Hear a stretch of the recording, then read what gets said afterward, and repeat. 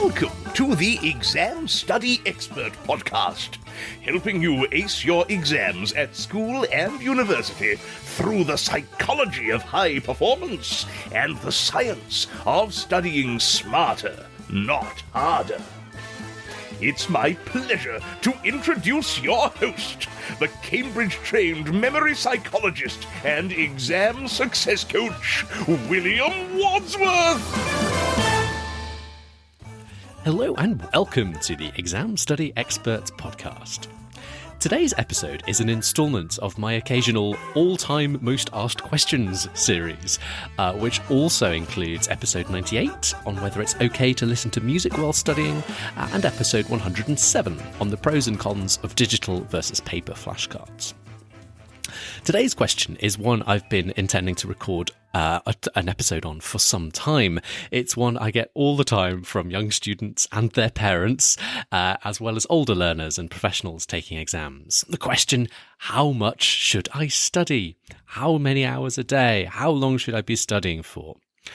The answer is 4 hours, 33 minutes and 16 seconds a day. I'm joking, of course. There is no single right answer. That's why this episode will take more than just 30 seconds. But I'm also not going to duck the question entirely. I will answer it to the very best of my ability and experience. And that includes looking at some of the research that's been done on this, as well as turning to a little-known 17th century finance minister, French finance minister, for some guiding wisdom, as well as giving you some actually specific quantified time goals. So, specific hour amounts and kind of what I think about them and when they might apply in different circumstances. But before I get to all of that, there's some important precursor context I need to talk to you about first. We talked about this on the podcast before, but it's really important just to emphasize, most people assume that the more hours you study, the better off you'll be. And that's not really the case. Picture a graph, if you would, with the x-axis showing hours of study, so from 0 over on the left-hand side to, like 24 hours a day over at the far right-hand side. And then your exam results, your final grade, or the grades for your assignments, whatever you're working on, the results you get on the y-axis. So I think the graph actually traces out sort of an upside-down U-shaped curve. So sort of rising in the middle and then sloping off at both extremes. So it's not just rising the more hours you put in. When you pass a certain point, the results start to go down sharply, because any more study time past a certain tipping point causes you to just get more and more burned out, more and more exhausted and tired, and your productivity, even if you're still putting in the hours, like the amount of stuff you actually get done in that time goes down and down, and your grades actually start to drop rather than continue going up.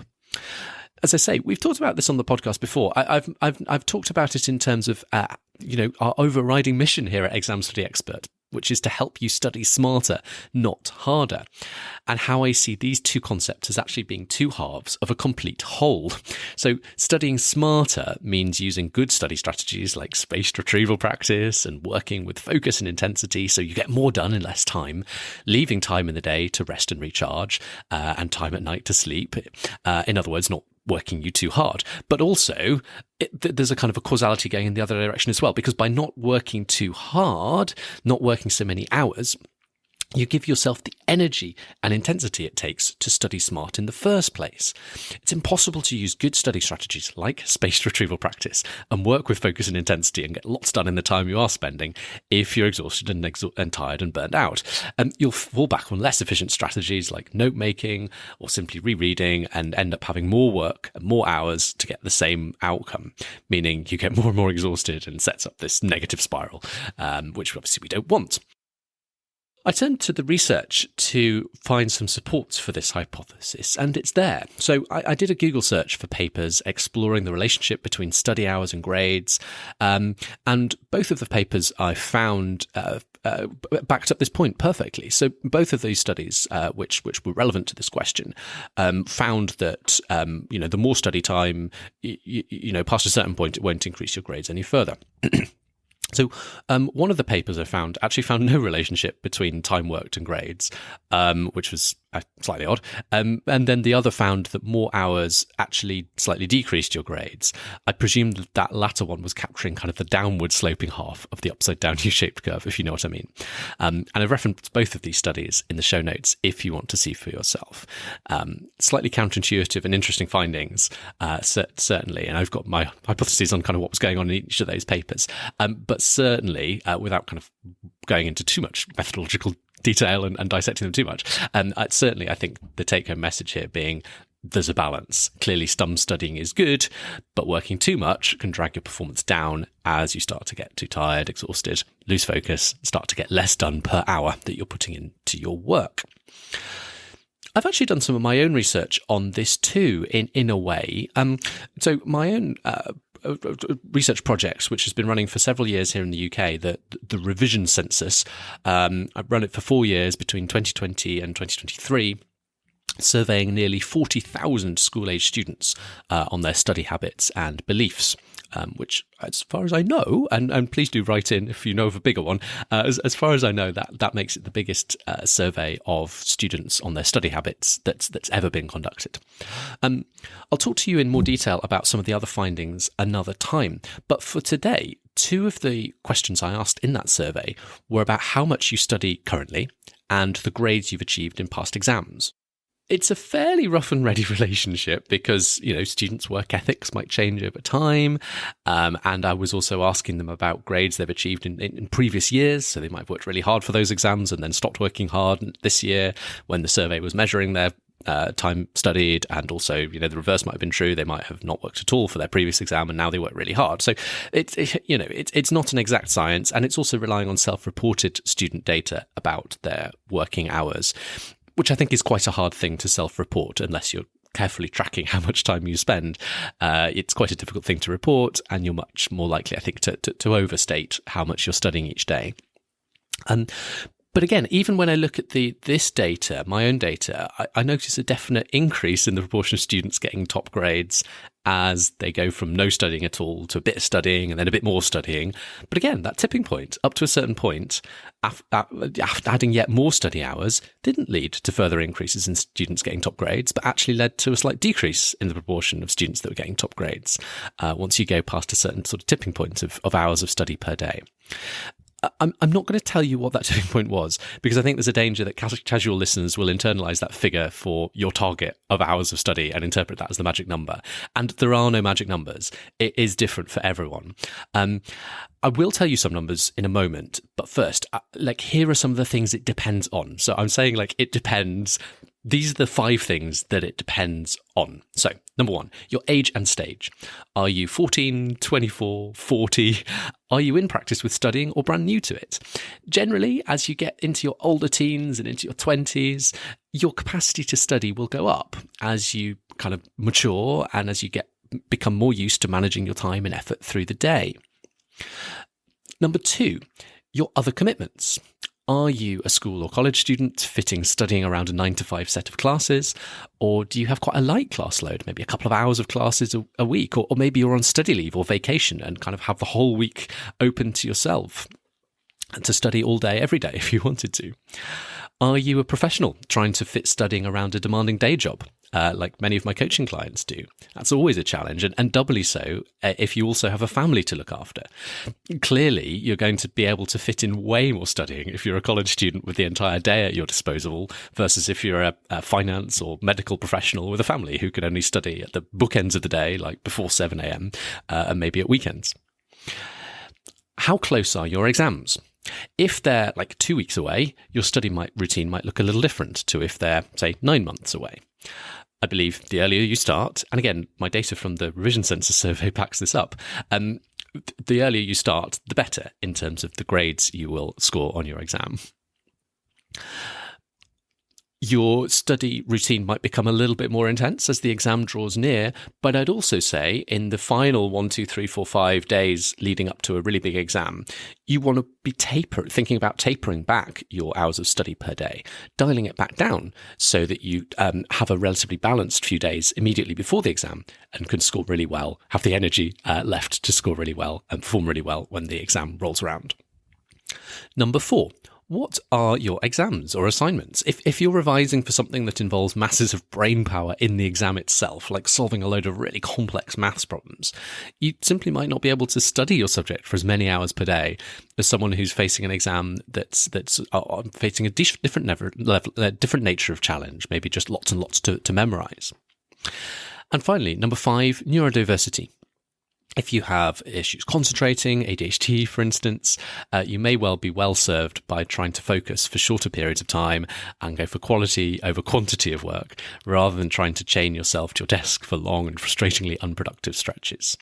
Health plays an important role here too, whether it's physical or mental health.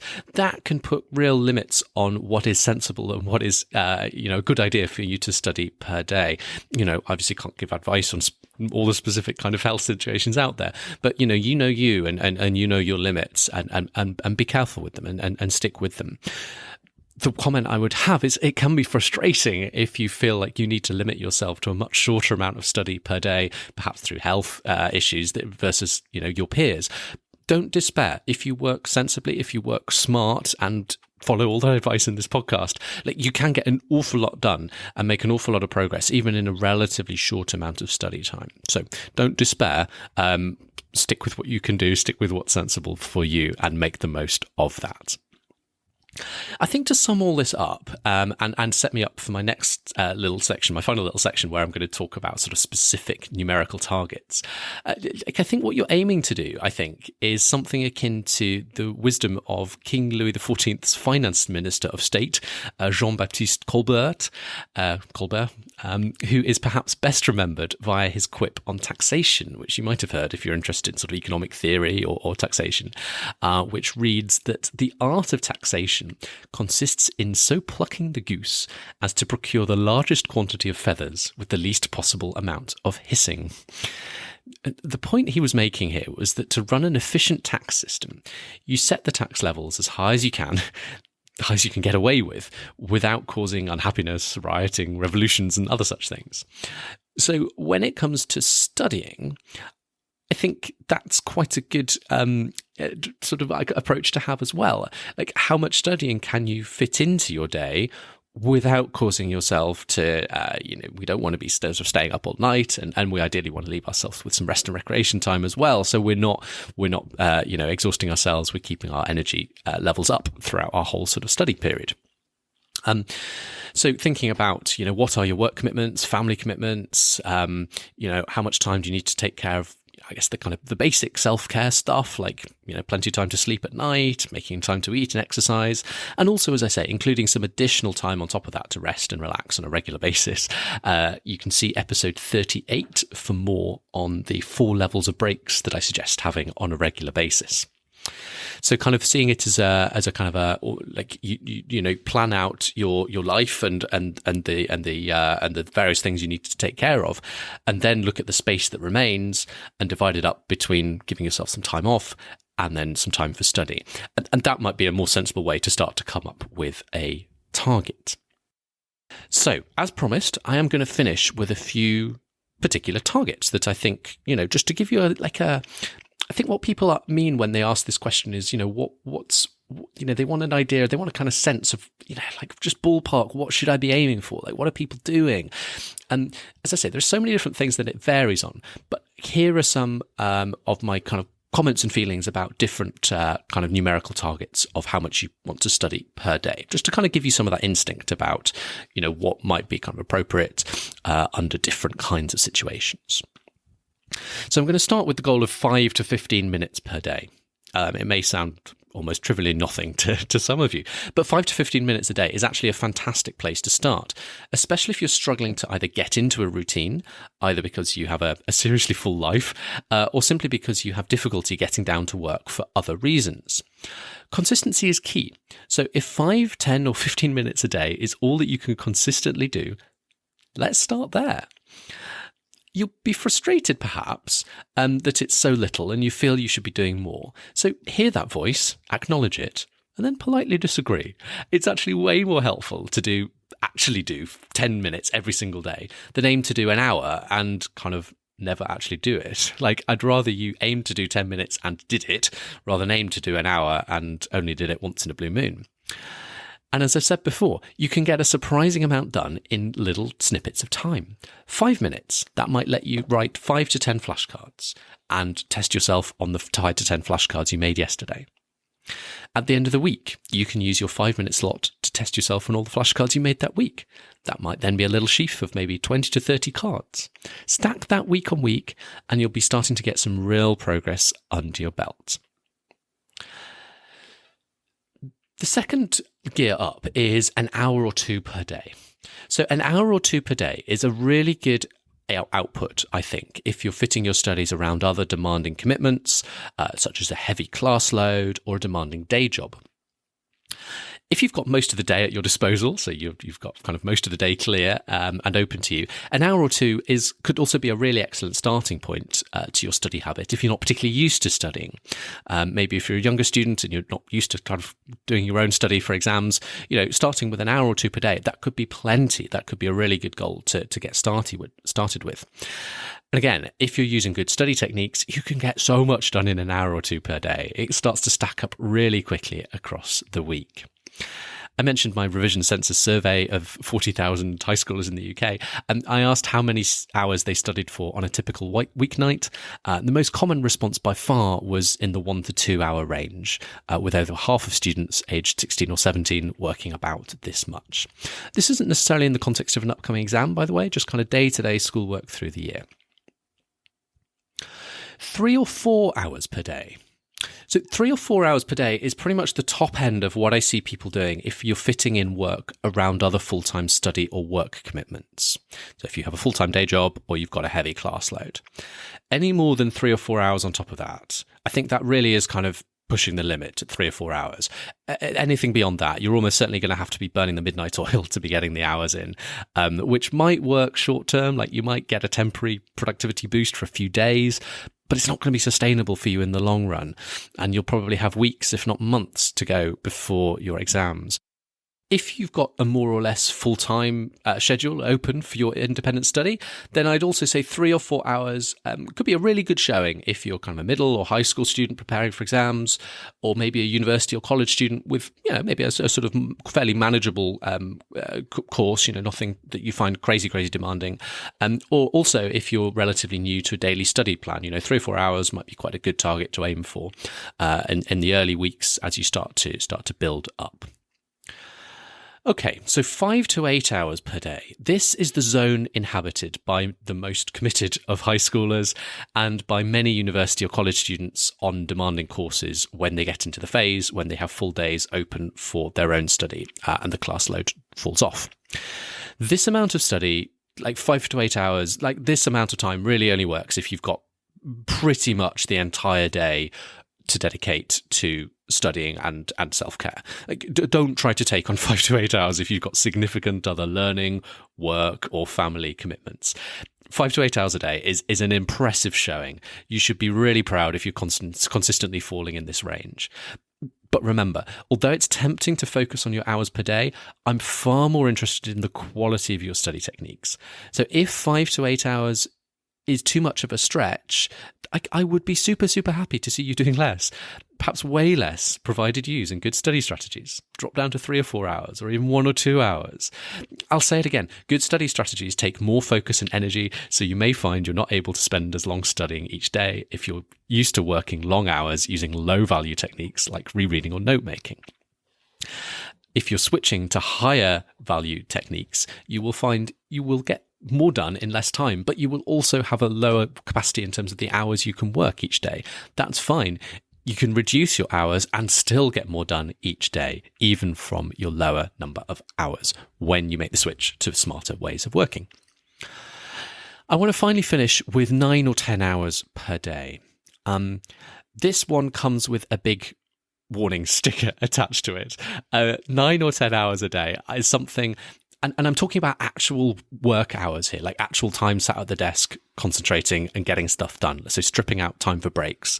9 or 10 hours a day is something I've only very briefly achieved, maybe for a handful of weeks leading up to very major year-end exams at university. 9 or 10 hours a day represents like absolute top gear, in my view, like really the absolute maximum I'd be comfortable seeing the most dedicated and capable of students doing. For so many people, like, this just isn't a sensible target. This isn't a good target. It's too much. But what I'd certainly say is, like, definitely don't do more than this. Like, 9 or 10 hours a day is pushing your engine as close to the line as it can go. If you're very careful, you can still have enough time to care for yourself, to eat well, have a good night's sleep, and have just a bit of time during the day for a little downtime, for exercise, a walk, some recreation. There's only just enough time for those things, though. And you still need to take time off every few days. So when I was doing this schedule, I was having the equivalent of a full day off every single week, which I think is a really important part of the overall system. Anyone consistently telling me they're doing more than 9 or 10 hours per day, like, is pretty much inevitably on the road to, exhausting themselves out, tiring themselves out, and not getting in a good place in terms of their ability to continue to work consistently. A little bit of a confession time. I've coached hundreds of students and professionals for exams in the years I've been doing this, and the one time that it's sort of stuck with me in my head, like the one time I feel I've really sort of let a student down and failed them, and I have so many success stories to my name, and like, this is the one that really sticks in my mind as, I'd kind of failed that student. I had a gentleman going for a really tough general surgery exam. And I simply couldn't persuade him that working 12, 14 hours per day wasn't a good idea. And when I say 12, 14 hours, that was like actual concentrated time at his desk working. So in this case, the guy had a few weeks of full-time study. He was working until midnight. He was working through the lunch breaks he'd put in his study routine. He was working even through, like, the breaks in his study routine that, we'd worked on and agreed. And he thought that he had to put in that amount of time to get through everything. But he couldn't see that by pushing himself that hard, he was getting more and more exhausted and was gradually grinding to a halt, becoming less and less productive during the day. So was having to work even more hours to catch up.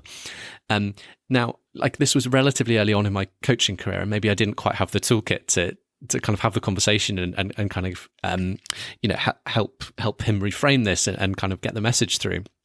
As it was, as I say, like, I didn't manage it. I feel like I let him down, and he didn't pass his exam. So if you like, let this be a cautionary tale.